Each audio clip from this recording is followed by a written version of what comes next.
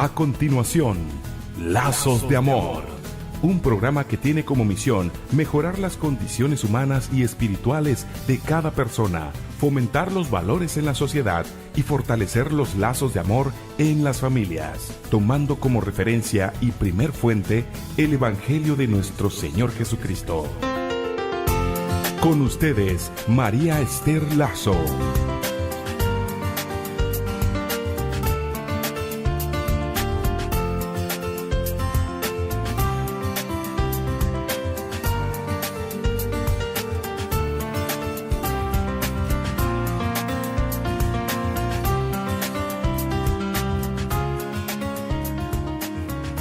Hola, ¿qué tal? Muy buenos días. Tengan todos ustedes. Les doy la bienvenida una vez más a su programa Lazos de Amor.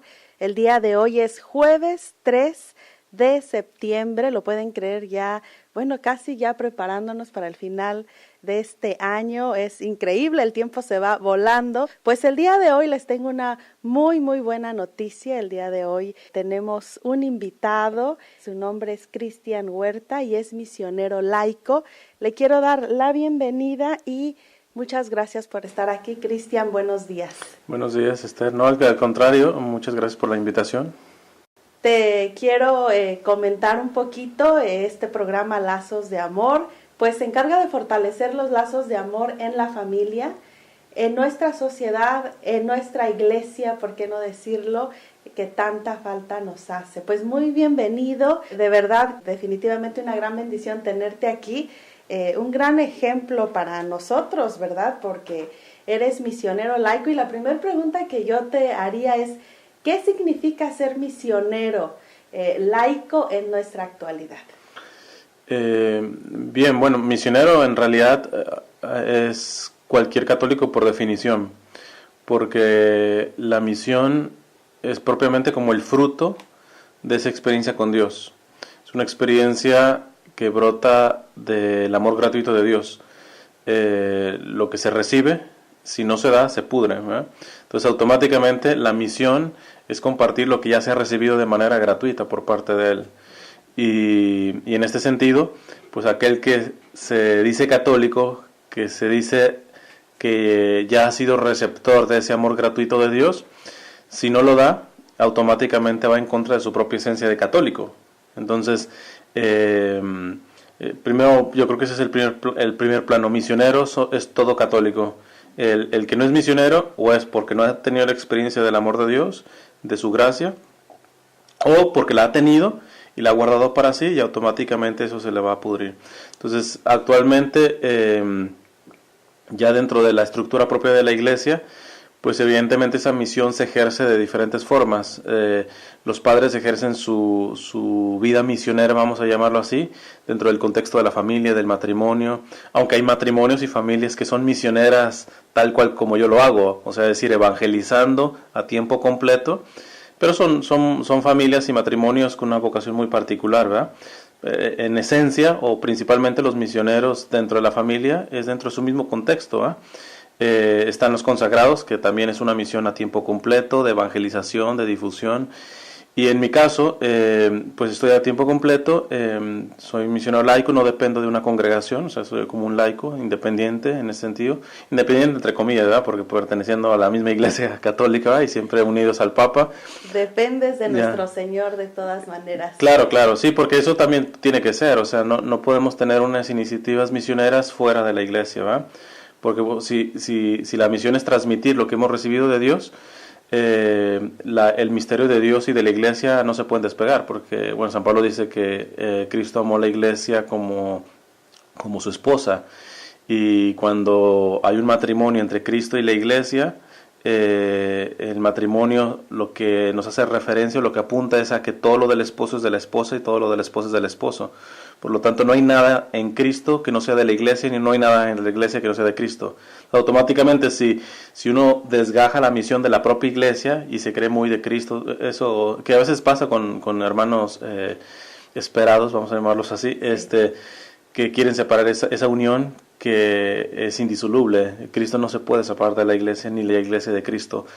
Y el que evangeliza a Cristo sin la iglesia, pues está caminando con un pie. Y el que ama la iglesia o está con la iglesia pero no está con Cristo, igual. Entonces, pero bueno, en mi caso, pues estoy como misionero laico. Ya en Estados Unidos tengo como unos alrededor de 12 años.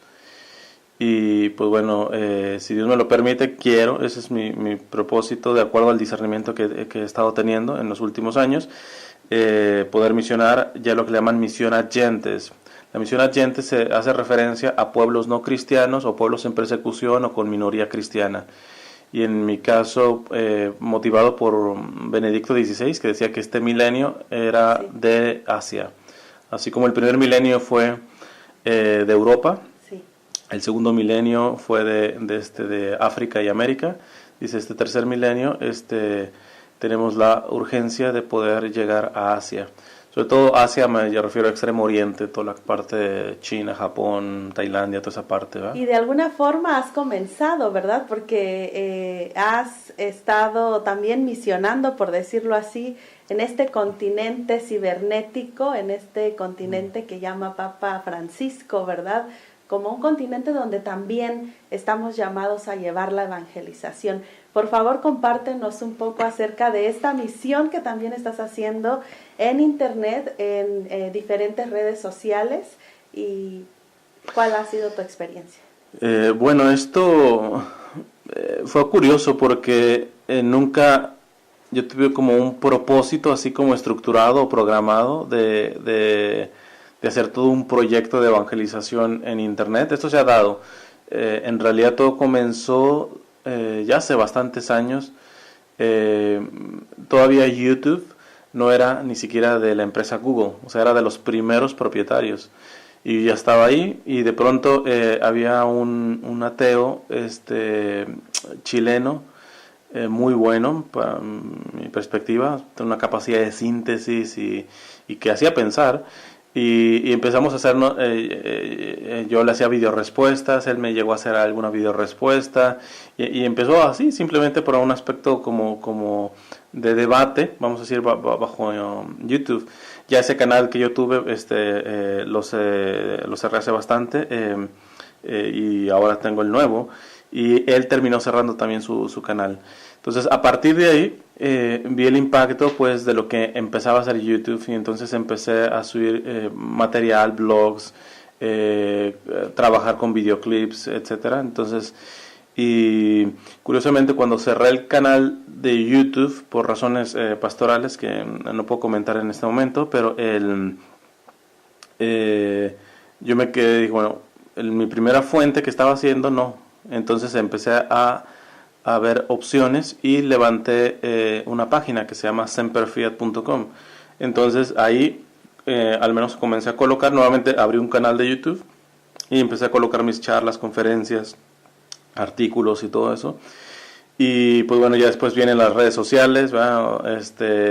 En ese inicio pues Facebook no era tan importante, había un website que se llamaba MySpace, que más bien ya murió casi y por ahí evangelizaba también.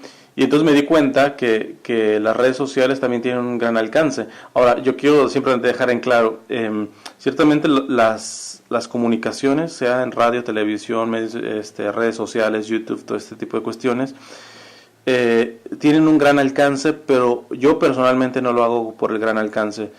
Inclusive creo una tentación de meterse en esto por el gran alcance. ¿A qué me refiero? A que se empiece a reducir la evangelización por el número de radioescuchas, de telespectadores, de seguidores en Facebook, etcétera. Y a veces se da un fenómeno terrible, ¿verdad? O sea, yo me he encontrado evangelizadores, cantantes católicos, misioneros, predicadores, que pues se la piensan dos veces en ir a un grupito de 30, ¿verdad? Entonces, o sea, por favor, de 50 a 100 para arriba, ¿verdad? Entonces, y a veces inclusive les cambian la fecha, o sea, supongamos que van a un grupito de 50, pero le sale un congreso de 5,000 personas, le cancelan al de 50 para irse ya. ¿Y cuál es el pretexto? El pretexto es, allá le voy a llegar a más gente, allá va a escuchar más del Señor. Y eso no es la evangelización. Una sola persona es digna del evangelio, una sola. Entonces, Esto lo digo por aclarar, porque pues con todo este tiempo, digo, ya en Facebook tengo, creo que voy para 25,000 seguidores, en YouTube creo que voy como por los 8,000. Bueno, y así, algunos de los videos parece que llegan a 20,000 views. Más sí, o hay menos. uno de 100,000, etcétera. Sí. Wow. Entonces, pero a mí eso no me significa, ¿verdad? Porque inclusive en mi primer canal de YouTube, cuando debatía con estos ateos, me gustaba pues decirlo, aunque picaba un poco la cresta de ellos, pero yo les decía, porque los que me veían eran puros ateos. Entonces, puros deditos hacia abajo, puros deditos. Entonces yo decía que mi canal de YouTube se medía diferente, o sea, el éxito no era deditos para arriba, sino era deditos para abajo, porque significaba que estaba llegando a los ateos, ¿verdad? Y bueno, tengo una pregunta ahorita que hacerte. ¿De dónde sale esta inspiración? Obviamente queremos, ¿verdad?, que el Señor, pero el título, ¿verdad?, el nombre de la página, Semper Fiat. Bueno, eso compártenos, ¿qué es lo que quiere decir y qué significa para ti? Eso es, básicamente tengo pensado hacer un tema de todo eso, pero si lo pongo en síntesis, son dos palabras latinas, semper, que significa siempre, y fiat significa hágase. Entonces, el fiat dentro de la iglesia tiene un significado de adhesión a la voluntad de Dios.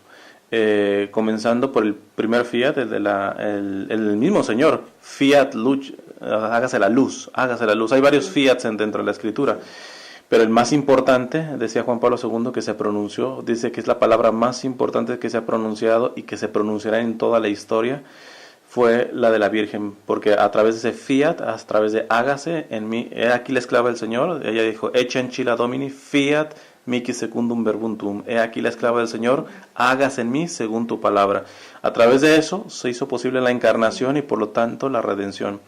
Entonces, por parte de nuestro Señor. Entonces, después hay otro fiat que lo mencionamos bastante en el Padre Nuestro, fiat voluntas tuas sicut in cielo et in terra, hágase tu voluntad. Nuevamente, siempre el hágase va conectado a la voluntad de Dios, no a la mía, a la de Dios.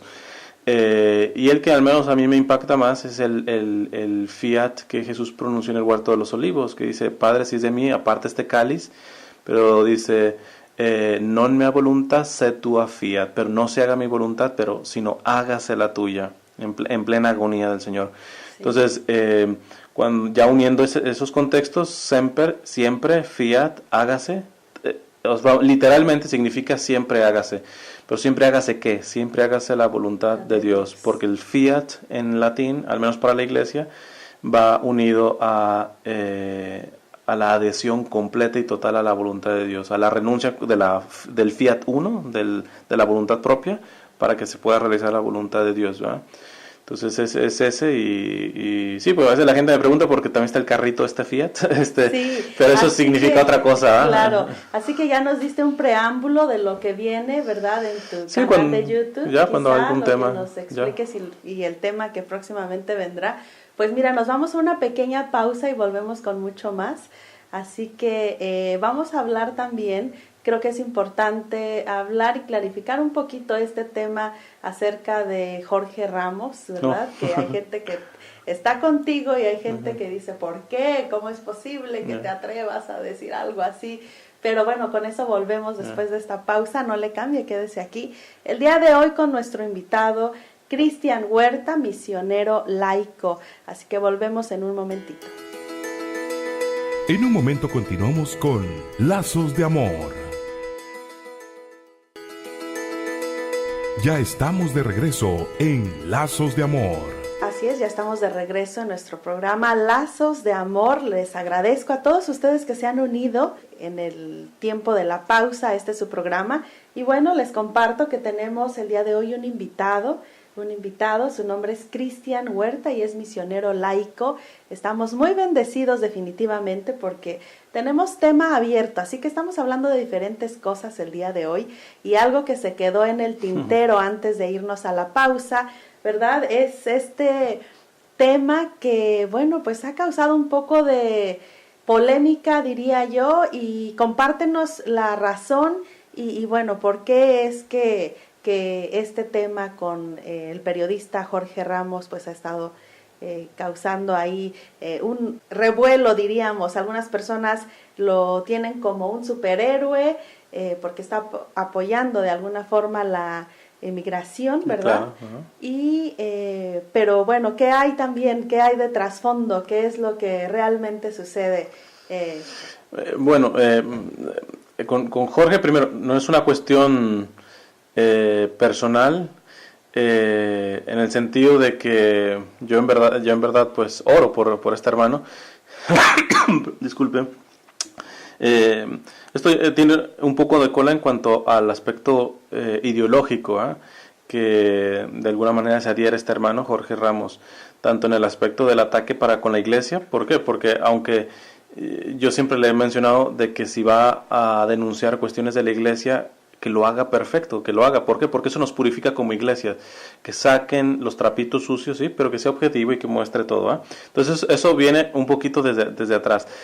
Pero ¿por qué a veces se ataca a la iglesia? Se ataca a la iglesia principalmente por su respaldo moral, ¿verdad? Entonces, ¿por qué se quiere ensuciar a un sacerdote? ¿Por qué se quiere ensuciar al Papa? ¿Por qué se quiere ensuciar el testimonio de tanta gente buena dentro de la iglesia y sobresalir sobre las cosas negativas?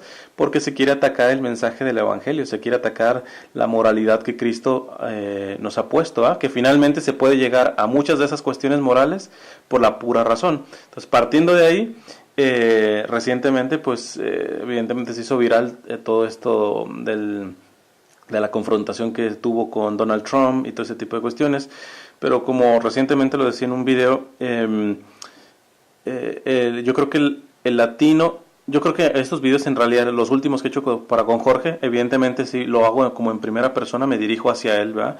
Pero es sobre todo para que la comunidad latina despierte y sea crítica. ¿En qué sentido?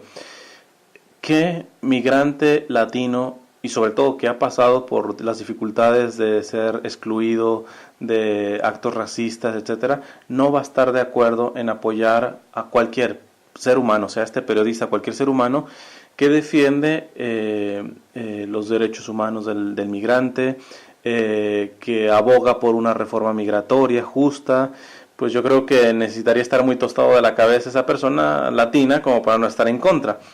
Pero ese es el gancho, ese es el problema, porque atrás de esto, lo voy a resumir de esta manera, cuando uno ve el perfil ideológico que defiende Jorge Ramos y que se le envuelve en un pro inmigrante, uno pues precisamente se puede quedar con la envoltura y no se da cuenta de lo que hay atrás. Ante las posiciones ideológicas que trae Jorge Ramos, vienen dentro de este paquete migratorio. ¿Y cuáles son esas cuestiones ideológicas? Son cosas ideológicas, por ejemplo, en destrucción del matrimonio. Él y pues toda la ideología que viene, su hija está trabajando ahorita con Hillary Clinton, y pues no creo que haga mucha falta presentar la ideología demócrata en ese sentido. Yo dejo en claro que no soy republicano tampoco. Yo estoy a favor de la vida, estoy a favor de la verdad, estoy a favor del matrimonio, estoy a favor de la familia, y sean republicanos o demócratas o de lo que sea, si no se adhieren a esto, principalmente a la vida, porque todos los derechos, es que toda propuesta de un político que me proponga ciudadanía, que me proponga dinerito en el bolsillo, que me proponga trabajo, que me proponga todo eso es realizable para gente viva. A ningún muerto yo creo que le interesa una reforma migratoria, a ningún muerto le interesa que suba la economía. Entonces el principio de la vida tiene que estar puesto en cualquier persona con uso de razón, pero mucho más en nosotros los católicos y mucho más en nosotros los latinos. ¿Por qué? Porque nuestra comunidad está siendo atacada en ese sentido y nosotros estamos reduciendo, nos quieren plantear, y en este caso como de Jorge Ramos, plantear que el ataque a los latinos es a nivel migratorio, no va mucho más allá del fondo.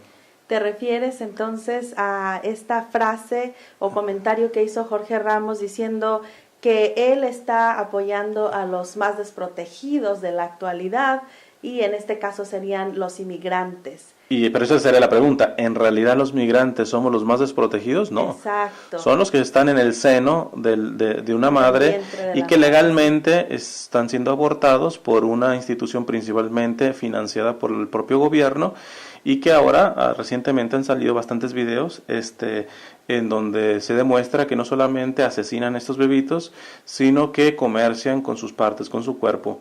Y eso, por ejemplo, Jorge Ramos no lo hace. Entonces, ¿qué tipo de humanismo es aquel que quiere que no me deporten de este país y aboga e inclusive justifica y quizás hasta aplaude la deportación de un bebé del vientre de su madre? Nada más con la diferencia: si llegara Donald Trump y nos deportara a nosotros, pues ya nos vamos para nuestro país.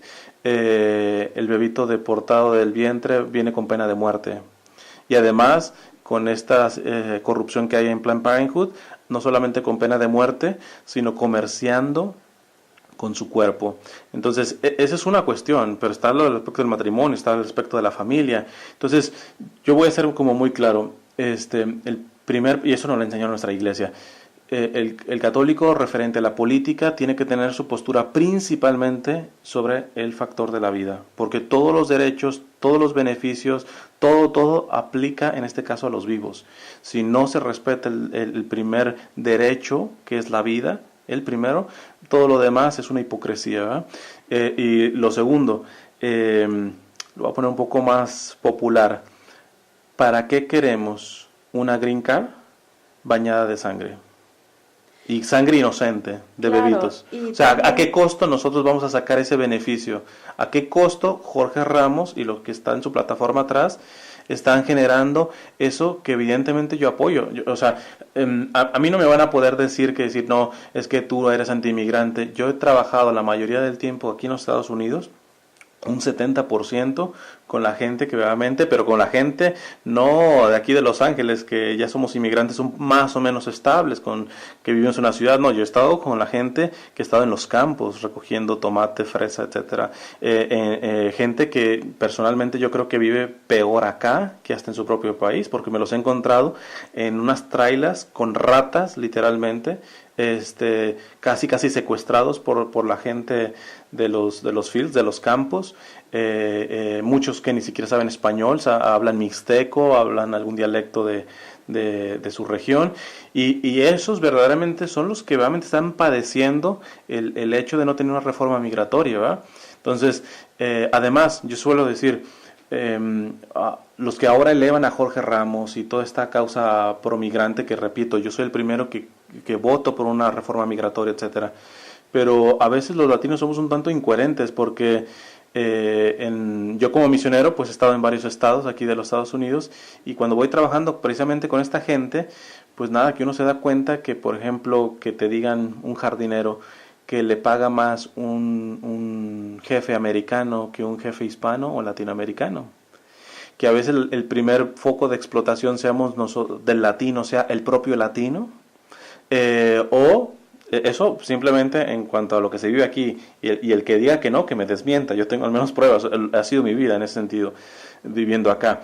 Y la otra, que es, se nos olvida, y esto va sobre todo para nosotros como latinos católicos, que Juan Pablo II habló de que la influencia principal del latinoamericano, del hispano, dentro de los Estados Unidos, tiene que ser en los valores, que es curiosamente el nombre aquí de la radio. ¿Por qué?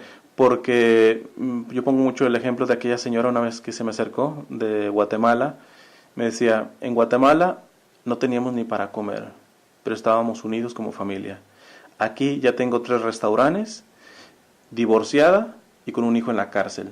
Entonces, ¿a qué costo nosotros estamos ganando el sueño americano? ¿A qué costo estamos ganando nuestra green card? ¿A qué costo? ¿Va? Entonces, y la gente está súper emocionadísima, ¿no? La batalla del inmigrante, o sea, una green card, o sea, yo personalmente creo, preferiblemente, que nos deporten, que nos quedemos como indocumentados, que inclusive suframos del racismo de otros, pero no a costa ni de la vida de los bebés, no a costa de la santidad y de la sacralidad del matrimonio y de la familia. es un número, ¿verdad?, que se maneja siempre son más de 11 millones de indocumentados en Estados Unidos, algunos dicen 12 millones, pero si lo comparamos, ¿verdad?, en este caso con los niños abortados, no solamente en Estados Unidos, sino que realmente alrededor de todo el mundo, la cifra yo creo que se queda muy, muy por debajo definitivamente. Sí, aquí en Estados Unidos son más de 52 millones. Solamente en Estados Unidos más de 52 millones de abortados desde los 70s, que fue que se aprobó esto aquí. Entonces, pero vuelvo a lo mismo, o sea, la iglesia, y yo invito a los radioescuchas a que se involucren dentro de los textos pontificios del magisterio, porque hay bastante ignorancia, y hay, por ejemplo, las encíclicas sociales, desde León XIII hasta el Papa Francisco. Está el compendio de la doctrina social de la Iglesia, y evidentemente tiene que haber una lucha, sobre todo, por ejemplo, en este aspecto del pobre, del inmigrante y todo ese tipo de cosas, pero no puede estar desvinculada de esto que menciono. ¿Y por qué digo que hay que profundizar? Porque hay que decirlo también del otro lado. Me he encontrado con muchos sectores, inclusive dentro de la Iglesia, muy providas, pero que llevan una vida bastante cómoda, no simple y no sencilla, como el Papa Francisco nos lo está diciendo, y eso a la vez es un tipo de injusticia que provoca también abortos. O sea, yo puedo ser muy provida, pero cuando yo vivo con más de lo necesario, automáticamente alguien está viviendo con menos de lo necesario, porque esto es aspecto de distribución. Actualmente 3/4 de la población vive por debajo de la pobreza, 3/4 de la población mundial. Entonces, es decir, que hoy el desayuno que yo me estoy comiendo, 3 no se lo van a comer. 3 rebanadas del pastel se lo está comiendo 1 y una rebanada se la están comiendo 3. Entonces cuando uno, y el latino, y no me dejarán mentir. Y aparte los que no les va a llegar nada, ¿verdad? Ya, totalmente. O sea, entonces sí. Cuando uno se entra dentro de esta burbuja, ¿verdad? Porque ¿para qué queremos la reforma migratoria? ¿Para qué todo esto? Casi siempre, lo tenemos que decir, la mayoría de latinoamericanos que logran crecer, porque hay que decir que este país da muchas oportunidades de crecimiento, pues al rato lo ves viviendo con más de lo necesario, al rato lo ves pagando salarios injustos al que viene, al rato ves inclusive con esa lógica totalmente terrible, no, pues yo pasé por esto, por estas humillaciones, pues también tiene que pasar por lo mismo, etcétera. Entonces, o sea... Ahí donde entran los valores, ¿no? Totalmente. No solamente los valores culturales, pero también nosotros vamos más allá, ¿verdad? Y decimos los valores del Evangelio, los valores del reino de Dios, que son realmente los que nos llevan a trascender y los que tienen un efecto mucho más efectivo, no solamente en nosotros, personalmente, sino que también en los que nos rodean, y también van a tener frutos. Porque, pues, y yo elevaría un poco más, porque sí, evidentemente los valores es fundamental, pero los valores apuntan a un paso más alto, que son las virtudes. Las virtudes. O sea, entonces, y dentro de las virtudes humanas, todavía subir un escalón más al aspecto de las virtudes sobrenaturales, ¿verdad? Las que vienen por medio de la gracia, porque mucho de este tipo de batallas en las que estamos no se resuelven ni con valores humanos ni con virtudes humanas, sino son virtudes sobrenaturales, es decir, que vienen de la gracia. Esto no se puede ahora mismo, o sea... Pero ¿qué pasa si faltan lo esencial, nuestros valores humanos? Claro. Entonces, ¿cómo va comenzar a entrar la gracia? ¿Cómo vamos totalmente. A comenzar a buscar esa gracia de Dios? Hay un postulado que es un poco complicado, trataré de hacerlo sencillo, pero que es un principio básico dentro de la teología católica, que dice la gracia supone la naturaleza, no la destruye, sino la planifica, la eleva. ¿Qué refiere? O sea, la gracia viene de Dios, la naturaleza somos nosotros, entonces es como si nosotros fuéramos un jarrito y la gracia es el agua, entonces entra sobre ese jarrito, pero si ese jarrito está roto, sí entra agua, se queda algo, pero va saliendo y no se aprovecha todo. Entonces la naturaleza humana absorbe, vamos a decirlo así de alguna manera simplista, la gracia tanto cuanto su naturaleza esté preparada para la gracia. Entonces, o sea, porque a veces se generan falsas esperanzas. A veces se dice, bueno, San Agustín decía, hay 2 cosas terribles en la vida. La primera, una vida sin esperanza, terrible vivir sin esperanza, dice, pero hay una peor, una esperanza sin fundamento. Entonces, ahí es donde estamos conectando esto de la gracia con la naturaleza. ¿Por qué? Porque a veces si la naturaleza no está preparada, consciente, realista con esa gracia que va a recibir, se llevan golpes más fuertes. Ejemplo, no, yo espero que tener un matrimonio santo. Ok, dime, ¿estás viviendo en castidad? ¿Te estás preparando? ¿Estás viviendo en santidad como soltero? ¿Estás santificando tu soltería, etcétera? Entonces sí espera. O espero que mi familia sea una familia santa. Bueno, estás infundiendo precisamente la gracia, los valores desde los humanos hasta las virtudes sobrenaturales en tus hijos. Entonces espera, porque si no, ¿en qué esperas? ¿Va? O sea, en la cabeza podemos tener muchas cuestiones de esperanza, pero una esperanza sin fundamento. Y eso termina siendo peor. ¿Por qué? Porque cuando uno se da el trastazo, precisamente es cuando uno tira la toalla porque cree que ha estado viviendo una mentira. Así es, me recuerdas un cuento de un campesino que él le pedía, bueno, de hecho son dos campesinos que le pedían a Dios, por favor, que llueva, haz algo para que llueva, ¿verdad? Y uno de ellos pedía mucho que lloviera y todo eso, pero él iba preparando, ¿verdad?, la tierra, preparando ahí los canales para que cuando lloviera, pues su cosecha fuera, su plantío, ¿verdad?, estuviera muy bien distribuido del agua y todo eso, y tuviera una cosecha saludable. Uh-huh. En cambio, el otro campesino, pues él pedía incansablemente y todo, pero solamente hacía eso, pedir. Se llegó la lluvia, se llegó el tiempo de la lluvia, y bueno, al que solamente pidió y no trabajó, también él no puso su granito ahí de arena, no distribuyó, no se preparó. Llegó la lluvia y pues, ¿qué pasó? Se regó todo lo que él había sembrado. En cambio, el que distribuyó todo muy bien y preparó, ¿verdad?, el área, la tierra y todo eso, pues tuvo una buena cosecha. No, claro, y lo que menciona es algo fundamental en el sentido, por ejemplo, cuando decía que la primera, o sea, ¿cómo poder aspirar a las cuestiones sobrenaturales cuando ni siquiera las humanas se están poniendo? Esto ya no se podría explicar, ¿verdad? Pero sí hago una invitación, sobre todo a los jóvenes, a que se formen, porque todo este tipo de temas, por ejemplo, la vida, la familia, el matrimonio, se nos apunta y se nos avienta rápido a la piedra. No, es que tienes que separar tu religión. ¿Quién ha dicho que la vida es una cuestión religiosa? ¿Quién ha dicho que el ser pro vida es una cuestión religiosa? Es una cuestión de ley natural, de valor humano simplemente, de ciencia inclusive. Sí. Entonces, y uno se asusta, ¿va? Porque siempre la avientan, no, pues sí, es un tema religioso y no se tiene que meter.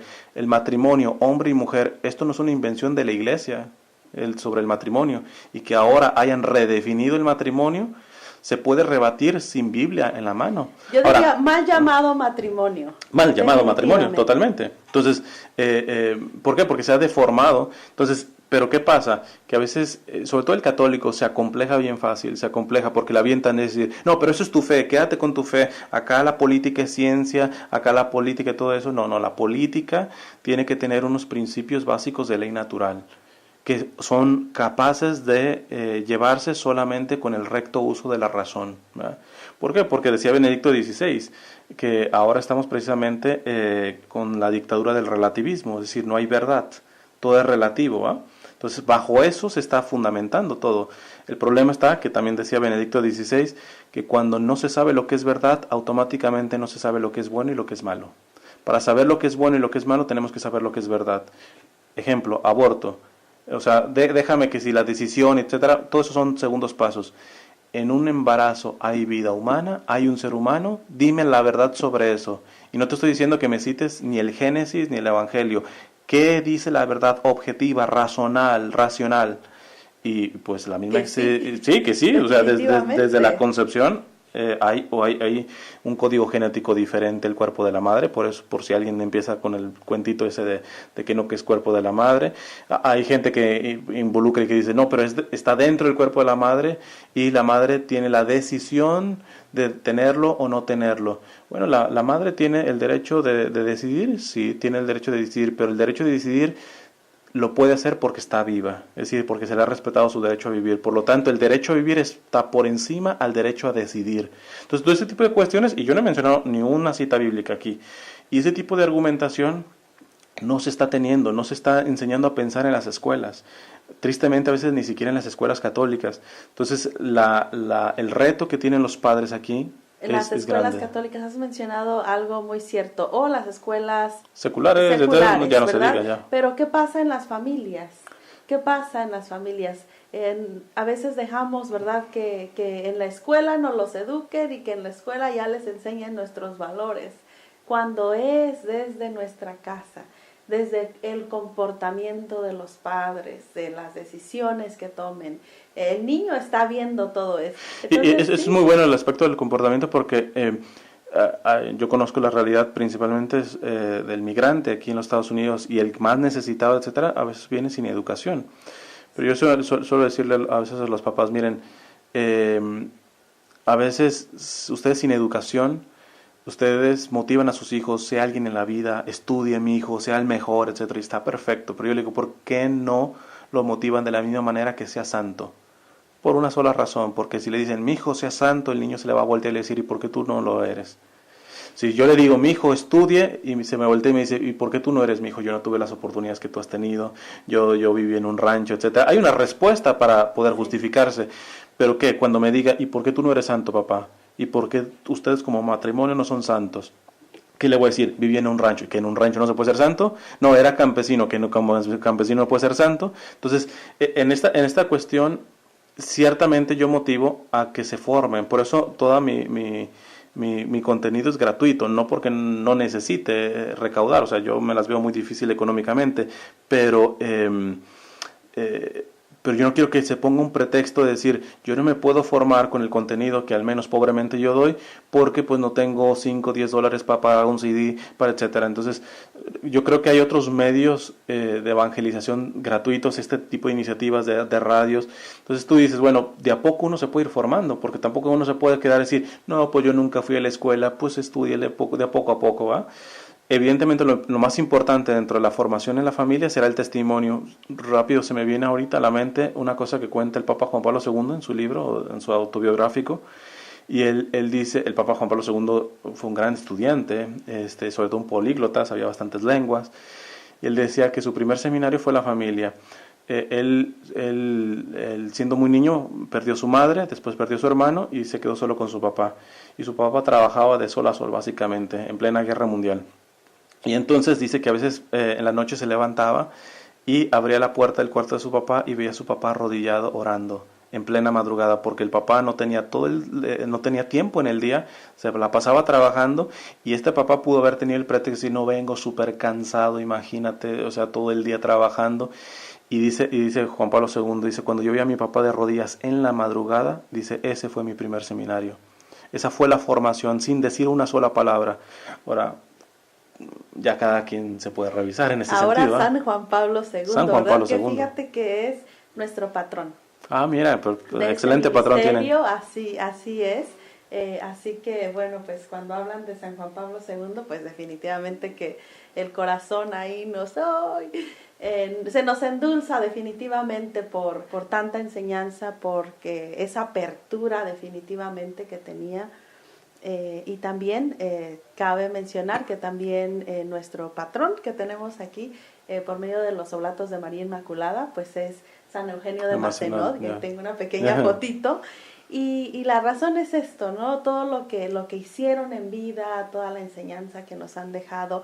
Y pues acá en esta parroquia, ¿verdad?, donde pertenece este ministerio de Valores Radio, pues están trabajando los oblatos de María Inmaculada. Y vaya que tenemos un gran testimonio, vemos la labor que hacen. Claro. Y esto me lleva a hacerte la pregunta, ¿qué es lo que a ti te motiva a ser misionero? ¿Cómo descubriste tú en ese discernimiento que tenemos nosotros de decir, bueno, ¿y cuál va a ser mi vocación? ¿O qué es la vocación que Dios quiere para nosotros? ¿Cómo descubres tú que tú tenías esta vocación?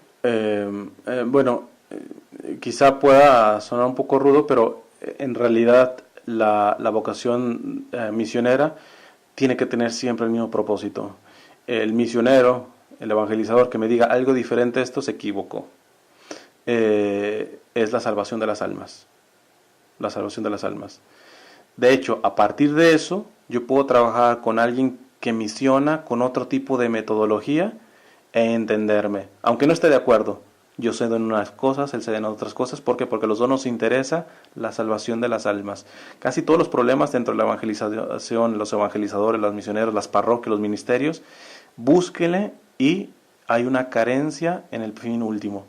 ¿Por qué? Porque ya no nos importa la salvación de las almas, nos importa que se implante mi metodología, que se implante mi parecer, etcétera, y no aprende uno a ceder, a negociar, etcétera, por el beneficio de las almas. Entonces, las almas es lo que me mueve a mí, pero lo que tendrá que mover primero a todo católico, pero mucho más a cualquier misionero o evangelizador. A mí un ejemplo muy, muy importante fue, por ejemplo, Santa Teresa de Ávila, la española. Ella, pues básicamente en el pleno siglo XVI fue incomprendida hasta por la propia iglesia. Le decían la andariega porque anduvo arriba y abajo siendo una monja de clausura. O sea, tremenda mujer. Y por lo que pasó fue muy, muy, muy terrible. Y poco antes de morir, con todo lo que pasó, se atrevió a decir: 1000 de estas vidas volvería a pasar si con esas 1000 vidas pudiera salvar una sola alma. O sea, todo esto que ha pasado, oiga, pero ha pasado terribles cosas, 1000 veces lo volvería a pasar por salvar una sola.